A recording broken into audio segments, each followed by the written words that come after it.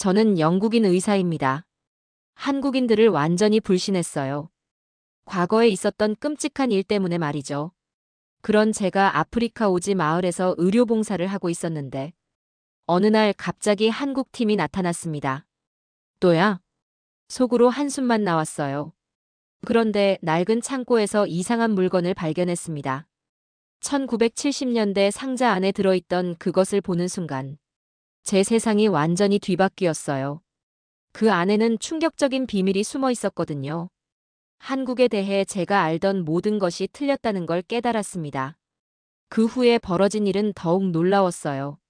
예산이 전면 삭감되는 절체절명의 위기가 닥쳤는데 그때 일어난 기적 같은 반전은 정말 상상도 못했습니다. 전 세계 언론이 주목했고 결국 이 이야기가 끝날 때쯤 여러분은 깨달을 거예요. 한국이 왜 전 세계에서 특별한 나라인지를. 자, 이제 이 놀라운 이야기를 처음부터 들려드릴게요. 저는 레베카 로렌스예요. 영국 국적의 42세 감염내과 전문의죠. 런던 대학병원에서 일했었습니다. 하지만 지금은 아프리카 세네갈 내륙의 의료 봉사 캠프에 있어요. 사실 여기까지 오게 된 이유가 있습니다. 몇 년 전 런던에서 일할 때였어요. 저는 아시아 출신 동료 의사와 함께 중요한 환자를 담당하고 있었죠. 이름은 첸 의사였습니다. 저희가 담당한 환자는 65세 남성이었어요. 급성 간염으로 입원한 상태였죠. 첸 의사는 경험이 많은 분이었습니다. 하지만 그날 뭔가 달랐어요. 제가 권한 치료법에 대해 고개를 젓더니 갑자기 독단적으로 처방을 바꿨어요. 환자의 기존 복용 약물과 상호작용 위험이 있다고 제가 경고했습니다. 하지만 첸 의사는 제 의견을 무시했어요. 제 경험으로는 이게 더 효과적일 겁니다. 첸 의사가 단호하게 말했어요. 저는 불안했지만 선배 의사의 판단을 따를 수밖에 없었습니다. 결과는 참담했어요. 환자는 심각한 합병증을 겪었죠. 간 기능이 급격히 악화됐습니다. 중환자실로 옮겨져야 했어요. 저는 그 책임을 함께 져야 했습니다. 병원 내 조사가 시작됐어요. 의료진들 사이에서는 서로를 탓하는 분위기가 형성됐죠. 저는 정확한 사실을 말했습니다. 제가 경고했던 상호작용 위험에 대해서 말이에요. 하지만 첸 의사는 다른 입장이었어요. 로렌스 의사가 충분히 소통하지 않았습니다. 조사위원회에서 첸 의사가 말했어요. 저는 충격이었습니다. 분명히 경고했는데 말이에요. 정치적인 문제로 복잡하게 얽혔어요. 병원 내 아시아계 의료진들의 입지도 고려해야 한다는 분위기였죠. 결국 저는 그 병원을 떠날 수밖에 없었습니다. 그 사건 이후로 저는 달라졌어요. 아시아인들과 일하는 것에 대해 깊은 불신을 갖게 됐죠. 소통 방식과 업무 시스템에 대한 의구심이 생겼습니다. 혹시 문화적 차이 때문에 제대로 의사소통이 안 되는 건 아닐까요? 아마도 공정하지 못한 편견이었을 거예요. 하지만 그때의 상처는 쉽게 사라지지 않았어요. 새로운 곳에서 다시 시작해야겠다. 그래서 유니세프 파견 프로그램에 지원했습니다. 런던에서의 기억을 떨쳐내고 싶었거든요. 세네갈 내륙의 이 작은 마을에 온 지 벌써 8개월이 됐어요. 하지만 현실은 제 기대와 달랐습니다. 이곳의 상황은 정말 열악해요. 깨끗한 물을 구하기조차 어려워요. 우물은 마을에서 3km 떨어져 있습니다. 여성들과 아이들이 매일 물을 길러가야 해요. 그마저도 깨끗하지 않죠. 아이들은 수인성 질병에 시달립니다. 설사, 구토, 탈수증이 일상이에요. 부모들은 기본적인 위생 지식조차 부족해요. 손 씻기의 중요성을 모르는 분들이 대부분입니다. 아침 7시면 임시진료소 문을 열어요. 벌써 20명 넘는 아이들이 줄을 서 있습니다. 어머니들은 걱정스러운 눈빛으로 저를 바라봐요. 물을 끓여서 드세요. 손을 자주 씻어주세요. 매일 같은 말을 반복합니다. 하지만 깨끗한 물이 없는데 어떻게 끓이라는 건가요? 비누도 제대로 없는데 손을 어떻게 씻으라는 거죠? 제가 아무리 노력해도 근본적인 해결책이 보이지 않았어요. 약물 치료로는 일시적인 효과만 있을 뿐이에요. 다음 주면 또 같은 아이들이 같은 증상으로 찾아옵니다. 오후 4시가 되면 진료를 마치고 마을을 돌아다녀요. 진흙으로 지은 집들 사이를 걸으며 주민들과 인사를 나눕니다. 아이들이 저를 보며 웃어줘요. 하지만 저는 무엇을 해줄 수 있을지 확신이 서지 않았어요. 이런 식으로는 아무것도 바뀌지 않아. 매일 밤 텐트 안에서 이런 생각을 했습니다. 촛불 하나의 의지에 일기를 쓰면서 말이에요. 의료진으로서의 무력감이 밀려왔어요. 런던에서의 좌절감과 이곳에서의 현실이 겹치면서 저는 점점 지쳐갔습니다. 의료 장비는 부족하고 약품도 제한적이었어요. 혈압계 하나, 청진기 하나로 진료하는 게 현실이었죠. 무엇보다 이 모든 문제의 근본인 물 부족과 위생시설 부족은 제가 해결할 수 있는 영역이 아니었거든요. 과연 내가 여기서 무엇을 할 수 있을까? 밤마다 이런 자문을 했어요. 별이 쏟아지는 세네갈의 하늘을 바라보며 말이에요. 런던에서 도망치듯 온 이곳에서도 무력감만 느끼고 있었습니다. 그런 제게 변화의 계기가 찾아왔어요. 그것도 제가 가장 피하고 싶었던 형태로 말이에요. 어느 날 아침이었어요. 평소와 같이 진료소를 정리하고 있는데 캠프 밖에서 차량 소리가 들렸습니다. 엔진 소리가 여느 때와는 달랐어요. 마을에서 흔히 보는 낡은 트럭이 아니었거든요. 마을 지도자인 아마두가 급하게 달려와서 말했어요. 선생님, 한국에서 온 사람들이 왔습니다. 저는 속으로 깊은 한숨을 쉬었어요. 또 다른 아시아 팀이었거든요. 과거의 상처가 되살아나면서 마음이 무거워졌죠. 가슴이 답답해졌습니다. 하지만 전문가로서 예의는 지켜야 했어요. 천천히 밖으로 나갔습니다. 캠프 중앙 광장에 하얀 차량 2대가 서 있었어요. 그곳에서 4명의 한국인이 내렸어요. 한 명이 저에게 다가왔어요. 키가 중간 정도이고 안경을 쓴 남성이었죠. 안녕하세요. 저는 김유진입니다. 코이카 수석 엔지니어로 왔어요. 코이카는 한국 정부가 설립한 공적 개발 원조 전담 기관으로 개발도상국에 무상 원조와 기술 협력을 제공하는 기관을 말합니다. 김유진은 차분하고 정중한 태도였습니다. 영어 발음도 꽤 좋았어요. 하지만 저는 마음속으로 경계를 늦추지 않았습니다. 런던에서의 경험이 자꾸 떠올랐거든요. 반갑습니다. 레베카 로렌스 의사예요. 저는 최대한 공손하게 대답했어요. 하지만 내심으로는 이번에도 또 실망스러운 결과가 나올 거라고 생각했습니다. 지금까지 봐온 다른 원조팀들처럼 말이에요. 김유진과 팀원들이 캠프 시설을 둘러봤어요. 저희가 사용하는 임시 진료소, 의료진 숙소, 식수 탱크 등을 살펴봤습니다. 꽤 꼼꼼하게 관찰하더군요. 김유진이 이곳 상황에 대해 자세히 설명해달라고 했어요. 저는 물 부족 문제와 위생시설의 한계, 그리고 주민들의 건강 상태에 대해 말했습니다. 여기서 가장 큰 문제는 깨끗한 물이에요. 아이들이 매일 설사와 탈수 중에 시달립니다. 김유진이 고개를 끄덕이며 진지하게 들었어요. 하루에 몇 명 정도 오나요? 보통 20명에서 30명 정도요. 대부분 5세 이하 아이들이죠. 김유진이 다시 물었어요. 물은 어디서 가져오시나요? 마을 우물에서 가져와요. 하지만 3km나 떨어져 있어서 매일 길어오기가 힘들어요. 김유진이 팀원들과 짧게 대화를 나눴습니다. 한국어로 말해서 내용은 알 수 없었지만 뭔가 중요한 얘기를 하는 것 같았어요. 그리고 나서 김유진이 말했습니다. 저희가 온 이유도 바로 그것 때문이에요. 한국도 과거에 많은 도움을 받았거든요. 이제는 저희가 그 은혜를 갚을 차례라고 생각합니다. 저는 그 말을 듣고 살짝 의외라는 생각이 들었어요. 은혜를 갚는다는 표현이 인상적이었거든요. 하지만 여전히 회의적이었죠. 도움은 말로가 아니라 결과로 판단해요. 제가 다소 차갑게 대답했어요. 지금까지 수많은 원조팀들이 와서 비슷한 말을 했거든요. 하지만 대부분 말뿐이었습니다. 김유진은 당황하지 않았어요. 오히려 이해한다는 표정을 지었습니다. 물론이죠. 저희도 그렇게 생각해요. 행동으로 보여드리겠습니다. 그날 오후 한국팀은 마을 곳곳을 돌아다니며 현황을 파악했어요. 우물까지 직접 가보더군요. 3km 거리를 걸어서 말이에요. 이런 팀은 처음이었습니다. 다음 며칠 동안도 마찬가지였어요. 김유진과 팀원들은 매일 아침 일찍부터 저녁 늦게까지 조사 활동을 했습니다.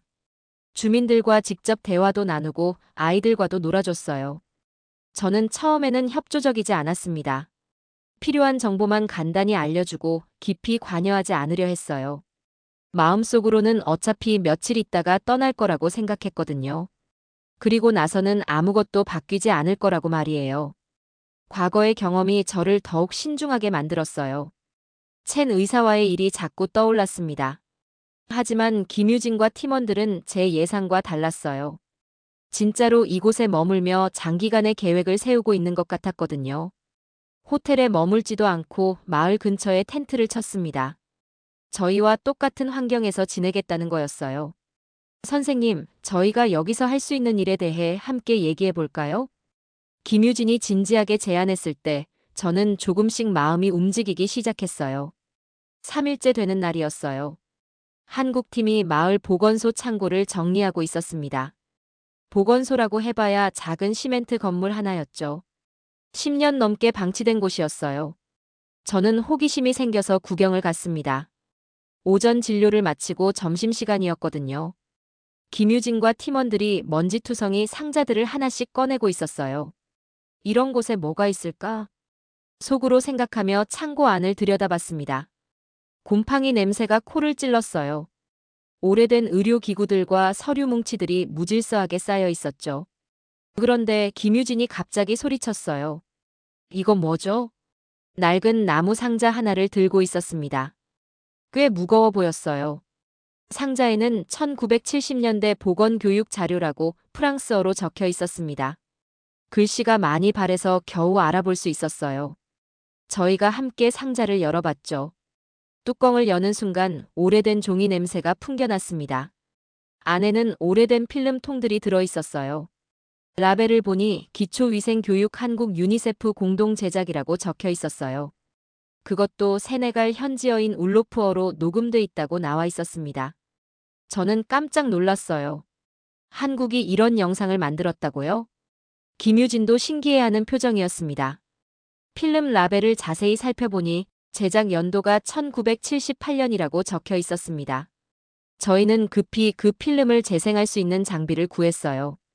마을 촌장에게 물어보니 학교에 오래된 TV와 영사기가 있다고 했습니다. 마을에서 가장 오래된 장비를 빌려왔죠. 오후 2시쯤 준비가 완료됐어요. 마을 사람들도 몇 명 구경 왔습니다. 아이들은 신기해서 눈을 반짝거렸어요. 화면에 나타난 영상은 정말 놀라웠습니다. 화질은 거칠었지만 내용은 선명했어요. 손 씻기, 물 끓여 마시기, 음식 보관법 등 기초적인 위생 교육 내용이었습니다. 그런데 해설은 한국어였고 자막은 울로프어였어요. 더 놀라운 건 내용이었어요. 지금 제가 마을 사람들에게 교육하는 내용과 거의 똑같았거든요. 40년도 더 전에 만들어진 영상인데 말이에요. 김유진이 영상을 보면서 천천히 설명해줬어요. 이 시대의 한국도 유니세프의 지원을 받고 있었어요. 1950년부터 1993년까지 43년 동안이요. 43년이나요? 저는 믿기 어려웠어요. 지금의 발전된 한국이 그렇게 오랫동안 도움을 받았다니 말이에요. 네, 한국 전쟁 이후부터 경제가 안정될 때까지 계속 도움을 받았어요. 그래서 이런 교육 자료도 함께 만들었던 것 같아요. 김유진이 계속 설명했어요. 당시 한국 정부는 유니세프와 협력해서 개발도상국을 위한 교육 자료를 만들었어요. 자신들이 받은 도움을 다른 나라에도 나누려고 했던 거죠. 저는 그때까지 한국이 도움을 받던 나라였다는 사실을 전혀 몰랐어요. 제가 알고 있던 한국은 이미 발전된 나라였거든요. 삼성, LG 같은 기업들, 그리고 K-팝으로 유명한 나라 말이에요. 그럼 한국도 우리처럼? 맞아요. 그때 받은 도움을 지금 갚고 있는 겁니다. 그 순간 저는 복잡한 감정이 들었어요. 지금까지 저는 한국을 포함한 아시아 국가들을 선입견으로 바라봤던 거예요. 경제적으로 성공한 나라들이라고만 생각했거든요. 그들도 과거에는 도움이 필요한 나라였다는 사실이 충격적이었습니다. 영상이 계속 진행됐어요.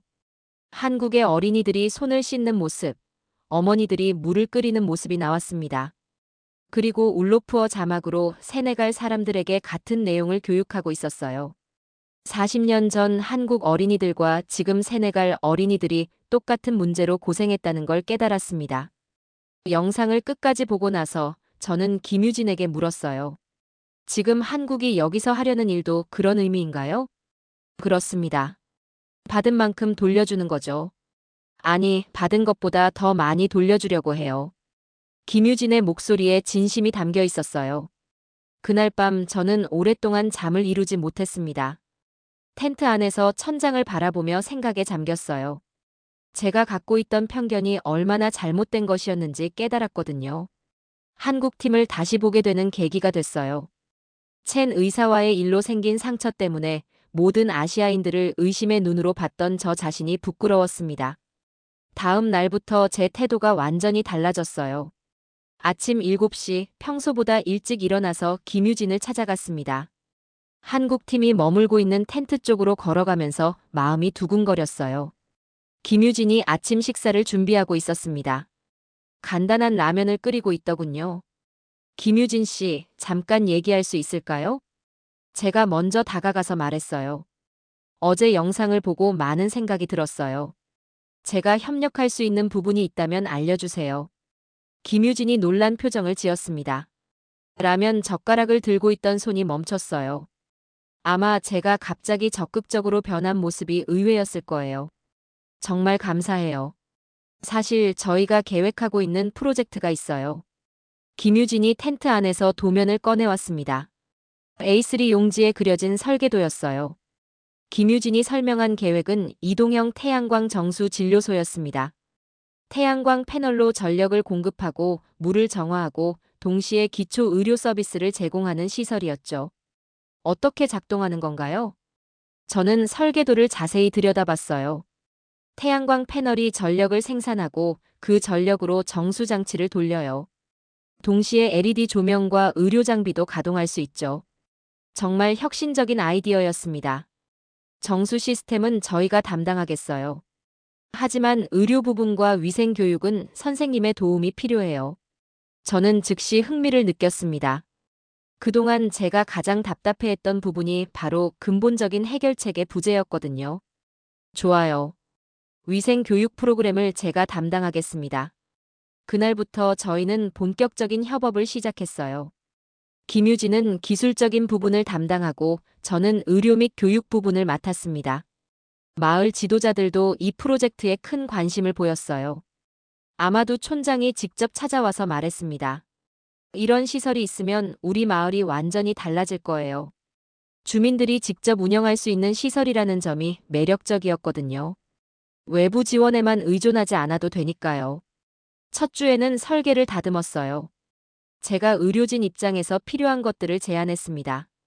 응급처치용 의약품 보관함, 체온계 보관소, 손소독제 디스펜서 등을 추가했어요. 두 번째 주에는 자재를 조달했습니다. 김유진이 다카르까지 가서 태양광 패널과 정수 장치를 구해왔어요.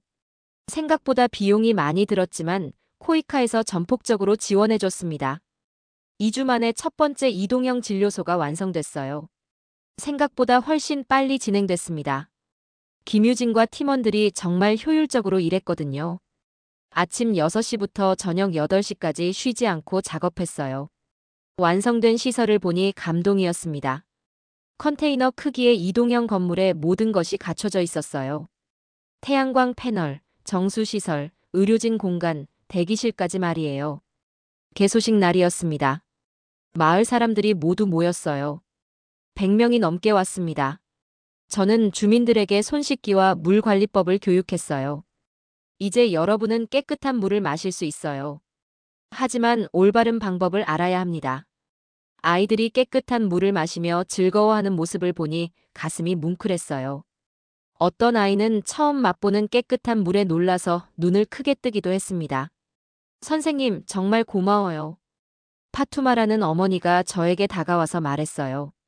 5살 된 아들 이브라임을 데리고 왔었는데 3일 전까지만 해도 심한 설사에 시달렸던 아이였습니다. 이브라임이 설사를 멈췄어요. 이틀 동안 한 번도 아프다고 하지 않았어요. 그 순간 저는 깨달았습니다. 혼자서는 절대 할 수 없었던 일을 김유진과 함께 해냈다는 것을요. 국적이나 과거의 경험이 아니라 같은 목표를 향한 협력이 얼마나 중요한지 알게 됐어요. 김유진과 저 사이에는 자연스럽게 신뢰가 쌓였습니다.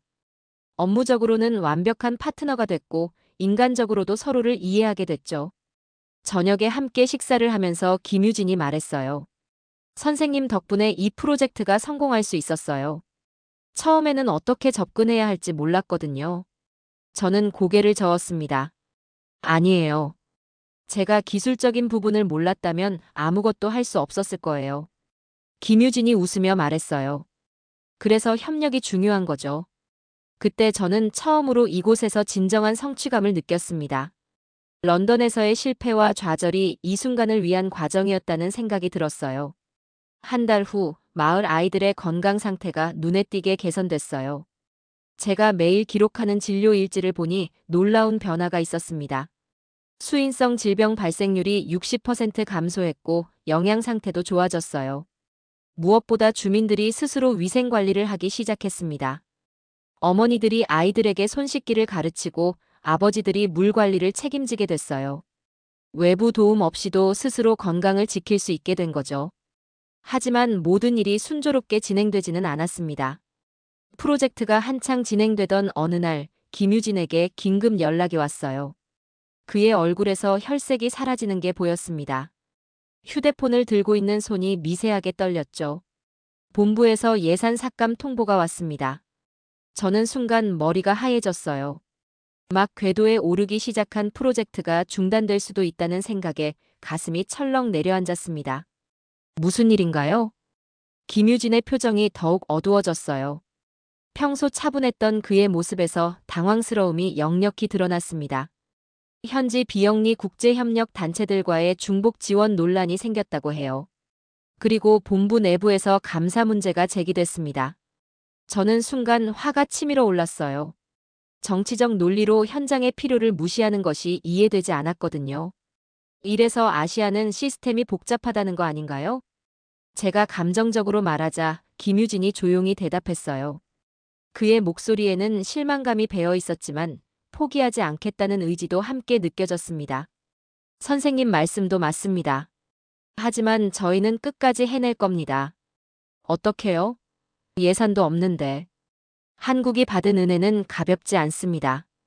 방법을 찾을 거예요. 김유진의 그 말에서 저는 진정한 의지를 느꼈어요. 돈이나 시스템의 문제가 아니라 신념의 문제였거든요. 그 순간 저는 첸 의사와 김유진이 완전히 다른 사람이라는 걸 다시 한번 깨달았습니다.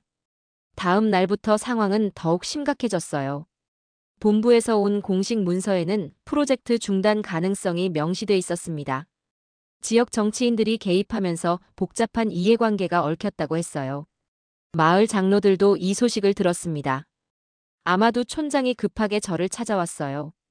그의 얼굴에는 걱정과 당황스러움이 뒤섞여 있었습니다. 선생님, 한국 분들이 떠나신다는 게 사실인가요? 아직 확실하지 않아요. 하지만 상황이 좋지 않은 건 맞습니다. 아마두의 눈에 실망감이 스쳤어요. 하지만 곧 단호한 표정으로 바뀌었습니다. 우리가 직접 사람들에게 말하겠습니다. 무엇을 말한다는 거죠? 이 프로젝트가 얼마나 중요한지, 우리 아이들이 얼마나 건강해졌는지 말할 겁니다. 그날 저녁 마을 주민들이 모였습니다. 100명이 넘는 사람들이 작은 광장에 모여 앉았어요. 촛불을 들고 모인 그들의 모습은 마치 작은 기적 같았습니다. 파투마가 일어나서 말했어요. 이브라임이 건강해졌어요. 3개월 동안 한 번도 아프지 않았습니다. 다른 어머니들도 하나씩 일어나서 증언했어요. 자신들의 아이들이 얼마나 달라졌는지, 깨끗한 물이 얼마나 소중한지 이야기했습니다. 저는 그들의 목소리를 들으며 가슴이 뭉클해졌어요. 정치적 논리보다 훨씬 강력한 것이 바로 이런 진실한 증언이라는 걸 깨달았습니다. 김유진도 깊이 감동받은 표정이었어요. 그가 저에게 다가와서 말했습니다. 선생님, 저희가 포기할 수 없는 이유를 다시 확인했습니다. 저도 마찬가지예요. 이제 진짜 싸워야겠어요. 그 순간 저는 완전히 마음을 열었어요. 과거의 편견과 상처를 벗어던지고 진정한 협력자가 되기로 결심했습니다. 첸 의사 때문에 생긴 트라우마가 드디어 치유되는 순간이었죠. 마을 사람들이 자발적으로 탄원서를 작성하기 시작했어요. 글을 모르는 분들은 손도장을 찍었습니다. 그 모습을 보면서 저는 진정한 변화가 무엇인지 깨달았어요. 마을 장로들의 제안으로 저희는 현지 라디오 방송에 출연하기로 했어요. 세네갈에서 라디오는 가장 영향력 있는 매체거든요. 물은 생명입니다. 이것이 저희 캠페인의 제목이었어요. 저는 김유진과 함께 마을 아이들을 데리고 방송국에 갔습니다. 방송에서 저는 지난 몇 개월간의 경험을 진솔하게 이야기했어요. 처음에 저는 한국팀을 신뢰하지 않았습니다. 과거의 상처 때문이었죠. 하지만 함께 일하면서 깨달았어요. 진짜 변화는 관계에서 시작된다는 것을. 김유진도 한국의 역사에 대해 설명했습니다. 한국도 과거에 도움을 받았습니다. 유니세프의 지원으로 성장할 수 있었어요. 이제는 저희가 그 은혜를 갚을 차례입니다. 마을 아이들도 출연해서 깨끗한 물의 중요성에 대해 이야기했어요. 그들의 순수한 목소리가 사람들의 마음을 움직였습니다. 방송은 예상 밖의 반향을 일으켰어요. 세네갈 전역에서 연락이 오기 시작했습니다. 그리고 놀랍게도 국제 언론들이 관심을 보이기 시작했어요. 프랑스의 한 매체가 먼저 기사를 썼습니다. 한국이 은혜를 기억하는 방식이라는 제목이었어요. 그 기사가 한국 언론으로 그리고 미국 언론으로까지 번져갔습니다. 김유진이 흥분해서 말했어요.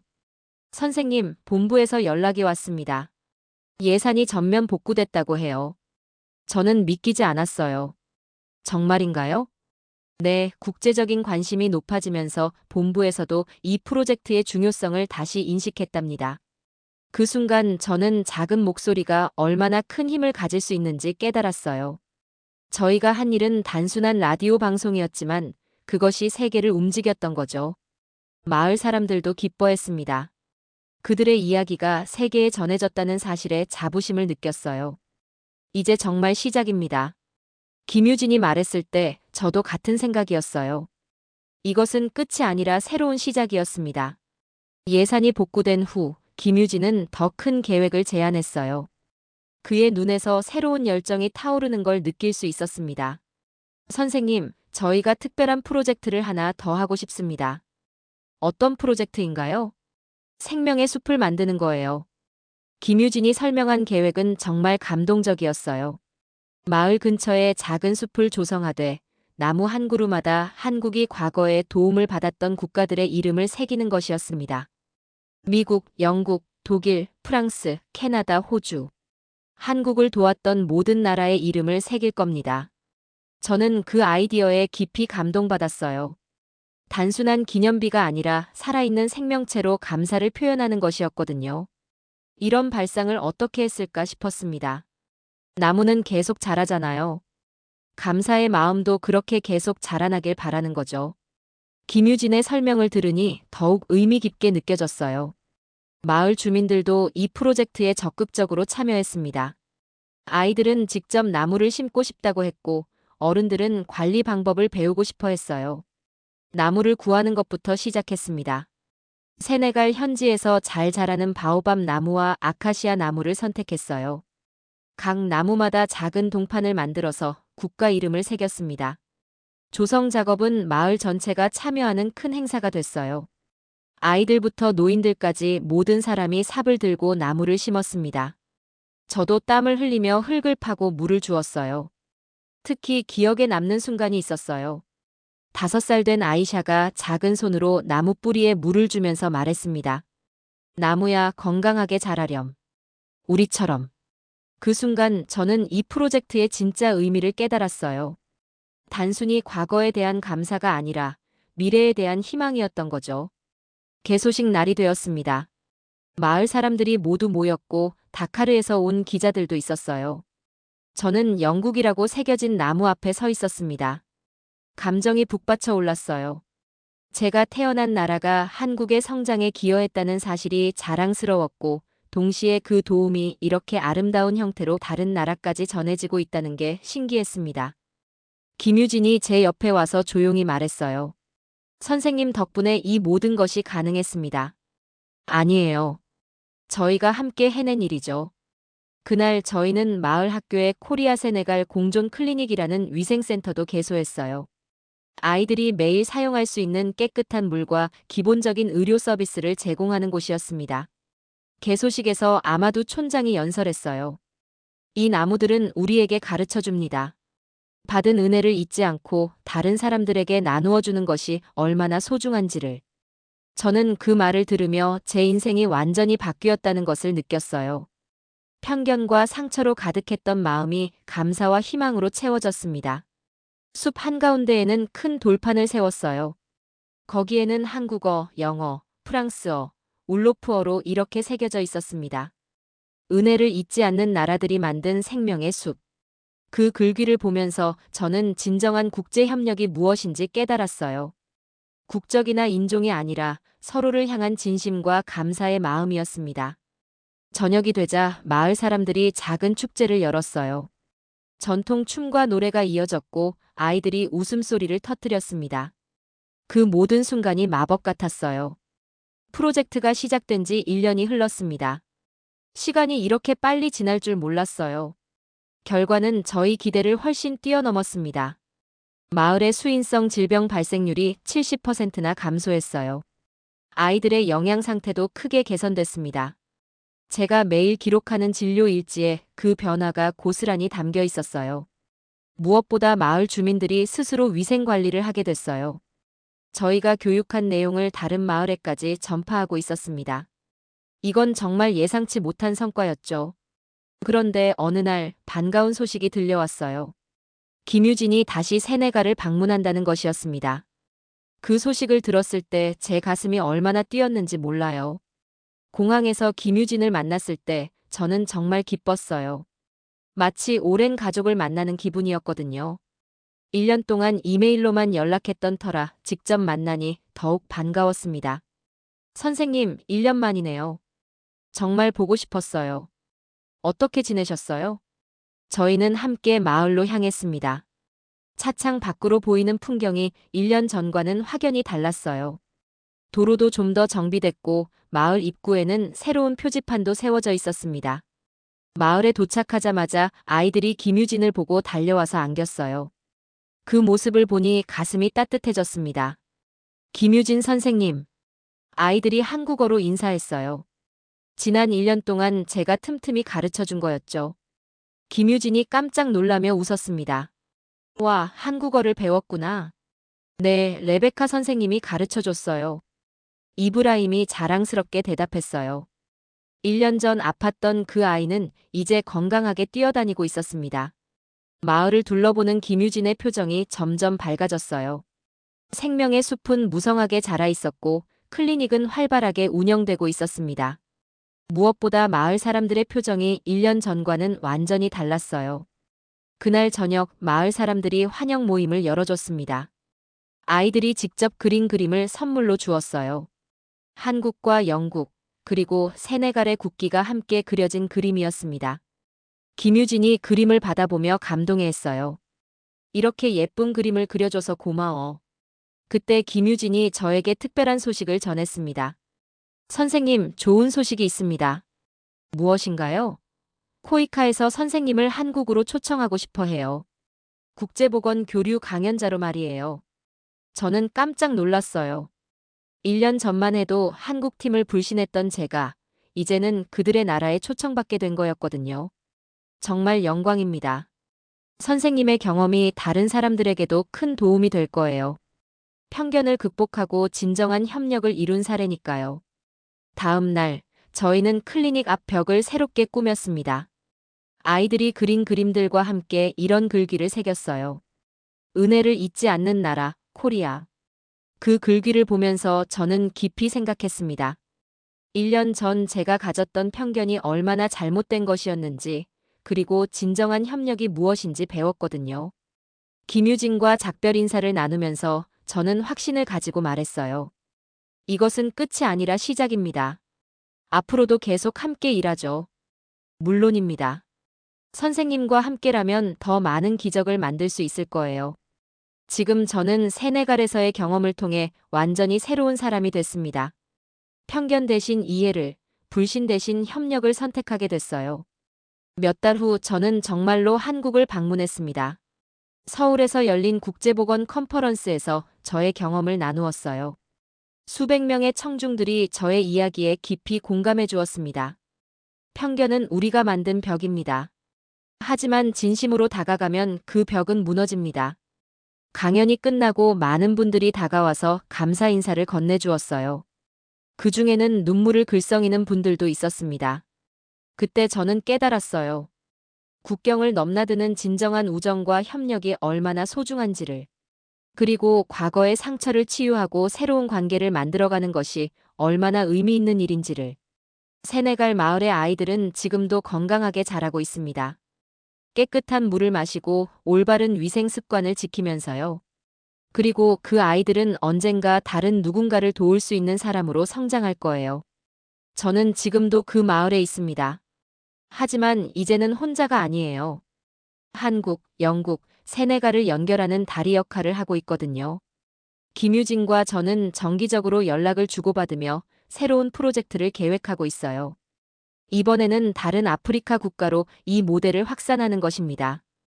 은혜를 잊지 않는다는 것의 진정한 의미를 저는 이제 알고 있습니다. 그것은 단순히 과거에 받은 도움을 갚는 것이 아니라 그 선한 영향력을 계속해서 다음 세대로 전해가는 것이에요. 제 이야기가 누군가에게는 편견을 버리는 계기가 되길 바랍니다. 그리고 진정한 국제협력이 무엇인지 생각해보는 기회가 되었으면 좋겠어요. 국적이나 인종을 넘어서 같은 인간으로서 서로를 도우며 살아가는 것. 그것이 바로 저희가 추구해야 할 가치라고 생각합니다. 지금 저는 확신을 가지고 말할 수 있어요. 한국은 정말 특별한 나라입니다. 받은 은혜를 절대 잊지 않고 그 은혜를 몇 배로 갚아나가는 나라죠. 과거의 아픔을 딛고 일어나 이제는 전 세계에 희망을 전하는 나라예요. 세네갈 아이들이 한국어로 인사할 때마다, 생명의 숲에서 한국 나무가 자랄 때마다 저는 깨닫습니다. 한국이라는 나라가 얼마나 아름다운 마음을 가진 나라인지를요. 여러분도 이런 대한민국을 자랑스러워 하시길 바랍니다. 그리고 이런 이야기들이 더 많이 알려져야 한다고 생각하신다면 좋아요와 구독 버튼을 눌러주세요. 여러분의 작은 관심이 더 많은 감동적인 이야기를 만나게 해줄 거예요. 댓글로도 여러분의 생각을 들려주세요.